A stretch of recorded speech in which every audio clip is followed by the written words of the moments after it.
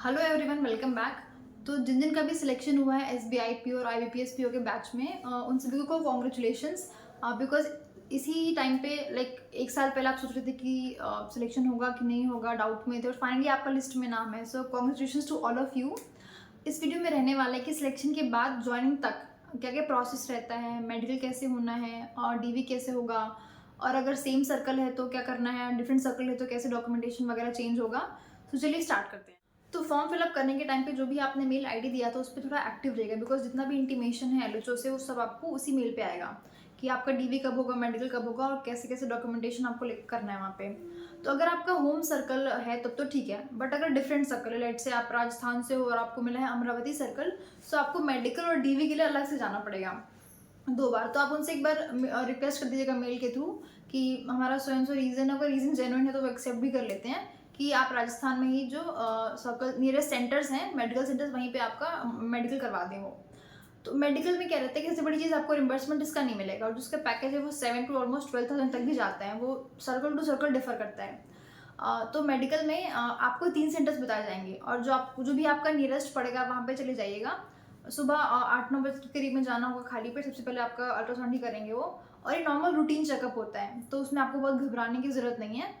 जैसा भी मेल पे इंटीमेशन आएगा, जो जो भी डॉक्यूमेंट्स लेकर के जाने हैं वो सब आप लेकर के जाइएगा, और नॉर्मल 3 से 4 घंटे में आपका खत्म हो जाएगा। ओके, तो मेडिकल के बारे में बस इतना ही। अब बात करते हैं डॉक्यूमेंट वेरिफिकेशन की। तो जो डॉक्यूमेंट वेरिफिकेशन के लिए अपने रिस्पेक्टिव सेंटर पे जाएंगे, सो आपको 3 चीज़ों का खास ध्यान रखना है। एक तो है कास्ट सर्टिफिकेट। कास्ट सर्टिफिकेट अगर आपका 1 साल से पुराना है तो उसको भी आपको दूसरा बनवाना पड़ेगा, बिकॉज वो ऑब्जेक्ट कर देते हैं। अगर 1 ईयर से पुराना है तो आप वहाँ जाने से पहले दूसरा बनवा लीजिएगा, ठीक है। फिर आता है कैरेक्टर सर्टिफिकेट। कैरेक्टर सर्टिफिकेट आपको 2 बनवाने होंगे, 2 अलग अलग गेजेटेड ऑफिसर से। आप अपने नियरेस्ट तहसील में चले जाएंगे, वहाँ से वो इशू करके दे देंगे आपको। और फिर आता है हमारा तीसरा आइडेंटिटी सर्टिफिकेट। कैरेक्टर और आइडेंटिटी ये 2 अलग अलग चीज़ें, ठीक है, इसमें कंफ्यूज नहीं होना है आपको, और ये आपको 2 अलग अलग ऑफिसर से बनवा के लेके जाना है।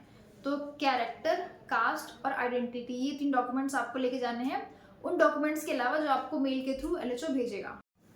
अब बात करते हैं पुलिस वेरिफिकेशन की। सो पुलिस वेरिफिकेशन आपका बैंक ज्वाइन करने के 2-3 महीने बाद होगा, ठीक है। और अगर आपका टेम्परेरी और परमानेंट एड्रेस सेम है तो कोई इशू नहीं। लेकिन अगर लेट से टेम्परेरी एड्रेस लखनऊ का है और रहते आप बरेली में हो, सो वहाँ पे आपका जो भी पुलिस वेरिफिकेशन होगा वो जाएगा परमानेंट एड्रेस पे। तो देख लीजिएगा कि मतलब कोई वहाँ पे रहता हो या फिर कोई नियरेस्ट जो भी तहसील हो आपकी, बिकॉज वो आपको कॉन्टैक्ट करेंगे और आपकी डिटेल्स पूछेंगे, ठीक है। ये सब होगा ज्वाइनिंग के 3-4 महीने बाद। ओके, सो इस चीज़ का भी ध्यान रखना है आपको। उसके बाद आता है 2 विटनेसेस।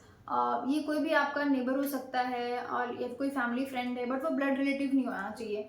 इसके बारे में भी आपको ज्वाइनिंग के 3-4 महीने बाद ही उनके पास एक लेटर जाता है एलएचओ के थ्रू, वो लेटर भेजते हैं उनके एड्रेस पे, और एक मेल जाता है, तो उनको वो लेटर फिलअप करके भेजना होता है वापस एलएचओ। सो ध्यान रखिएगा, जो भी आपके वो भी फैमिली फ्रेंड हैं या जो नेबर हैं, उनसे आपके अच्छे रिलेशन हो। ये नहीं कि आज बात हो रही है और कल लड़ाई हो गई, ऐसा नहीं है।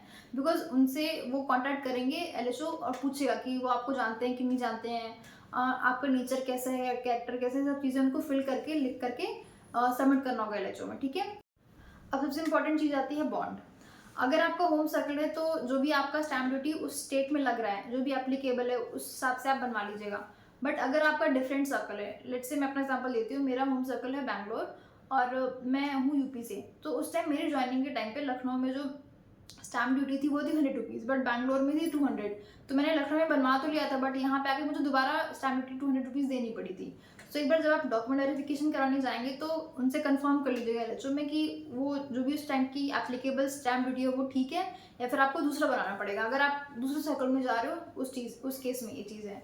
सो आपका मेडिकल और डॉक्यूमेंट वेरिफिकेशन करवाने के बाद you are good to join as SBI PO और IBPS PO, whatever you have chosen. Till then keep going.